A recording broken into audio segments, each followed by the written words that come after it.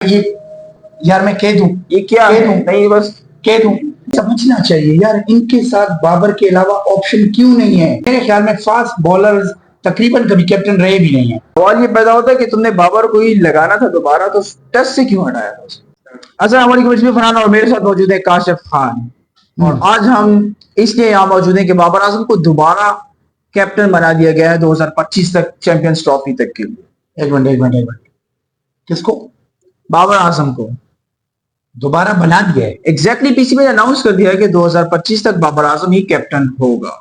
नहीं तो अभी तक जो ये चेमगुइयां चल रही थी कि भाई रिजवान को हम कैप्टन बनाने वाले हैं, वो सब सिर्फ सोशल मीडिया की हद तक ही था। पीसीबी ने अनाउंस कर दिया है कि हम बाबर आजम तो को जो ही रखेंगे। जो मेरे भाई, जो बाबर आजम जितने प्रेशर में रह चुका है, जिस तरह वो सीरीज खेल चुका है, एक के बाद एक, एक के बाद एक, तो ये कोई अच्छा डिसीजन है? आई डोंट थिंक, ये मेरे ख्याल में बाबर का कैरियर खत्म करना चाहते हैं ये लोग। शायद पीसीबी ये सोच रही है कि बाबर आजम को 2025 के बाद रिटायर करवा दे। मुझे भी ऐसा ही लग रहा है, क्योंकि अजीब किस्म का प्रेशराइज किया हुआ है उसे। 2021 के वर्ल्ड कप में हम हारे, उसकी वजह से हम नहीं हारे, वो तो परफॉर्म कर रहा था। ठीक। अजीब किस्म के प्लेयर्स, कोई कैच ड्रॉप ऐसा कर ही रहा है, है। कोई छक्के खा रहा है 3-3 बॉलों पर। ऐसा ही है। सेमीफाइनल में हमने देखा बिल्कुल। हसन अली ने कैच ड्रॉप किया, दूसरी तीनों की तीनों बॉल पर सिक्सेस। तो वहां पर बाबर का क्या कसूर था? शहनशाह को सोचना चाहिए था ना कि वो बॉल कहाँ पे फेंक रहा है। एग्जैक्टली तीन बॉलें ऐसा ही है। एक ही स्पीड में, एक ही रिदम में, वो किसके सामने और कहां पर फेंक रहा है, डिलीवर कहां कर रहा है। 2022 के वर्ल्ड कप के फाइनल में 116 रन पर 4 आउट थे हमारे 16 ओवर में, और 20 ओवर में हम टारगेट दे रहे हैं 138। ये कौन सा लोअर मिडल ऑर्डर है? अच्छा, अब मसला ये है कि अगर बाबर आजम आता है तो इसके साथ टीम कौन सी होगी जो खेलने आएगी? एग्जैक्टली यही मसला है ना। 2024 में ये इमाद वसीम को और आमिर को कहां से ले आए? मतलब वो रिटायर्ड प्लेयर थे, उनको ले आए। एक ने हमें इंडिया से मैच हराया, एक ने हमें यूएसए से मैच अच्छा, हराया। एक चीज और मैं बताता हूँ, ये जितनी हम चैंपियंस ट्रॉफीज खेल रहे हैं, जितने हम लीग्स खेल रहे हैं, अगर हमारे साथ प्लेयर्स आ नहीं रहे ग्राउंड में तो हम ये क्यों खेल रहे हैं? एग्जैक्टली ये ऐसा सारा ही है। कुछ मजाक हो रहा है क्या? ये सब फुल मजाक ही चल रहा है, और उन प्लेयर्स को तो कोई चांस ही नहीं मिल रहा। अच्छा, एक बंदा जिसके रिकॉर्ड पे इतने सारे मैचेस है, इवन एक अच्छा मैच जो पिछले दिनों जीत भी गया, ठीक है, सीरीज में कल परसों 104 करके, सामने सरफराज की टीम जो है 97 पर आउट हो गई गालिबन, 97 पर, ठीक है। अब उस पे 104 बनाने में भी उसको ट्रोल किया गया। एग्जैक्टली ऐसा ही है। वो कह रहे हैं कि यार इसने बॉल्स बहुत ज्यादा खेली हुई है, तो वो क्या करे? अब ये चीज समझने की थी टेक्निकली कि अगर सरफराज जैसे बड़े इंटरनेशनल लेवल के प्लेयर टीम में मौजूद है और पूरी की पूरी टीम 100 नहीं कर पाती, सामने एक बंदा 104 कर रहा है, तो पिच में कुछ होगा ना। ऐसा ही है ना। पिच, हारिस कह रहा था कि ऐसे पिच ऐसे ही पिच पर उसने 100 मारा अकेले। एग्जैक्टली उसने टीम को बचाया, टीम का फंसी हुई। अच्छा यार, तुझे क्या लगता है फरहान, कैप्टन कौन होना चाहिए? कैप्टन यार रिजवान ही होना चाहिए। रिजवान मेंटली स्ट्रांग बंदा है, वो मुल्तान सुल्तान को किस तरह लीड कर रहा है। अच्छा, वैसे ही मैं एक बात कह रहा हूँ, कुछ दिनों पहले एक चीज चल रही थी कि सरफराज को इन करें। नहीं नहीं, इन क्यों करें? वो तो रिजवान ऑलरेडी ऑलरेडी मौजूद है तुम्हारे पास, तो क्यों सरफराज को इन करें? एज कीपर आएगा वो, फिर रिजवान को हम क्या करें? एज कीपर तुम्हारे पास कीपर और नहीं, हसीबुल्ला है। अब हसीबुल्ला के साथ इन्होंने क्या किया है? चैंपियंस कप में हसीबुल्ला और रिजवान को एक ही टीम में रखा हुआ है, तो वो कैसे खेलेगा हसीबुल्ला? और इस पे काफी जो है ना सोशल मीडिया पे ट्रोलिंग हो रही है कि भाई ये इस बच्चे के साथ बड़ी ज्यादती हो रही है। वो बिल्कुल क्योंकि आप रिजवान को तो उसके लिए बिठा नहीं सकते।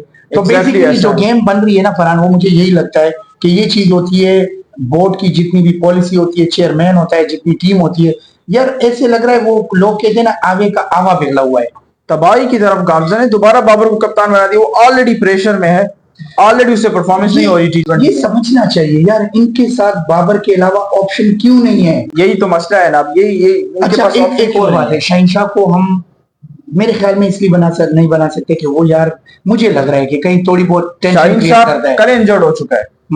शाहीन शाह को रेस्ट की जरूरत थी, इन्होंने उसको न्यूजीलैंड के खिलाफ कप्तान। और अगर देखा जाए तो मेरे ख्याल में, हिस्ट्री का तो नहीं कहूंगा, हो सकता है कमी बेशी हो जाए, लेकिन मेरे ख्याल में फास्ट बॉलर्स तकरीबन कभी कैप्टन रहे भी नहीं है। बाबर, आपको क्या लगता है 2025 में इस अपनी लीग के बाद कौन सी सीरीज खेलने जा रही है टीम? अभी आई थी, अभी हमारी इंग्लैंड के साथ सीरीज आ रही है, तो वो बाबर खिलवाएगा?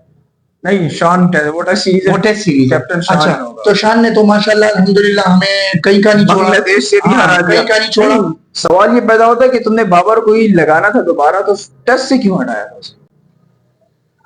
ये कौन सा ड्रामा था? शान की एवरेज 28 है, वो टेस्ट का कैप्टन है। यार मैं कह दूं, ये क्या है? नहीं बस कह दूं, मैं कहूंगा ये पर्ची वाला सिस्टम ना जब तक खत्म नहीं होगा ये बर्बाद कर रहे हैं इस टीम को। बिल्कुल ऐसे ही बर्बाद, क्या बर्बाद हो चुके हैं हम। और किससे हारेंगे? यूएसए से हम हार रहे हैं, आयरलैंड से हम हार रहे हैं, जिम्बाब्वे से हम हार रहे हैं, अभी बांग्लादेश हमें होम ग्राउंड पे हारा कर सीरीज चली गई। और ये किस किस्म की सिंपैथी है कि उठते बैठते लोग आपको चलें जो भी कह रहे हैं वो तो एक साइड पे कर लें। रिजवान एक ऑप्शनल बंदा था लेकिन आप उसे भी नहीं रख ले तो फिर से आप एकदम से बाबर आजम को अनाउंस कर देते हैं। यही तो मसला है ना कि आखिर उसका कैरियर खत्म करना चाहते हैं या क्या करना चाहते हैं, क्योंकि वो बंदा as a captaincy as a captain रहकर वो खेल ही नहीं पा रहा। प्रेशर है ना, एक तो उसका अपना अपनी परफॉर्मेंस का प्रेशर है, दूसरा उधर से उल्टे सीधे प्लेयर जिन्होंने मेरे ख्याल में ये एक बेस्ट परफॉर्मर प्लेयर था जिसको उन्होंने जाया 2019 में देख लो, 4 मैचों में लगातार वो हंड्रेड्स मार रहा था। और सामने वाली टीमों को आप देख ले, इंडिया को देखना, रोहित जरूरी तो नहीं था विराट उनके लिए, विराट जरूरी नहीं था, उन्होंने रोहित को रखा और विराट से कहा कि भाई आप अपनी गेम खेलें। और रोहित फिर एक ऐसा प्लेयर उनको मिला कि उसने एज अ कैप्टन प्रूव भी किया कि वो एज अ कैप्टन भी खेल रहा है। बिल्कुल। तो ये कुछ लोग होते हैं जो प्रेशर बिल्डिंग में भी माहिर होते हैं और प्रेशर को डिक्लेयर करने में भी माहिर होते हैं। एग्जैक्टली ऐसा ही। तो भाई हमारी तो रिक्वेस्ट, हमने रिजवान को देखा है ना, मुल्तान सुल्तान को उसने एक पीएसएल जिता दिया, ठीक है, और 2 में वो फाइनल में आ गए। वैसे एक छोटी सी एक चीज बताना चाहूंगा, यहाँ पुट करूंगा फरहान, बड़ी जरूरी है एंड में। मेरे ख्याल में हम ये नहीं कहते कि हम बड़े स्पेशल लोग हैं पठान, लेकिन थोड़ा सा शायद बाय नेचर कुछ है, क्योंकि अगर आप इमरान खान की हिस्ट्री देखें तो वो भी आपको हिस्ट्री के हिसाब से पठान ही मिलेगा। इसके अलावा वो हमें वर्ल्ड कप जीत कर लेकर आया, सीरीज जितनी भी वो खेलता था, एक इमेजिनरी कैप्टन था वो। इसके अलावा अगर हम दूसरा टूर्नामेंट बड़ा जीते थे वर्ल्ड कप, तो वो भी यूनुस खान ही था। तो मेरे ख्याल में अगर हम ये फॉर्मूला आजमा लेते कि शायद पठान मेंटली स्ट्रांग होते हैं, उसी हिसाब से भी रिजवान को ले आते ना, तो शायद एक ऑप्शन अच्छा होता, शायद वो प्रूव कर जाता। लेकिन आज ये पीसीबी पता नहीं क्या कर रही है, मुझे तो कुछ समझ नहीं आ रहा। अजीब अजीब किस्म की टीम्स ला रहे हैं, रिटायर्ड प्लेयर्स को उठा कर ला रहे हैं, तो ये डोमेस्टिक के प्लेयर्स पे क्या? वहां रियाज जिसे टीम में जगह नहीं मिल रही थी वो चीफ सेलेक्टर है, और इसी मजाक के साथ मेरे ख्याल में ये कहानी खत्म करते। तो नेक्स्ट वीडियो में मिलेंगे और इंशाल्लाह जब सीरीज होगी ना तो आप धमाल देखेंगे। थैंक यू सो मच, खुश रहें, दुआओं में याद रखिए।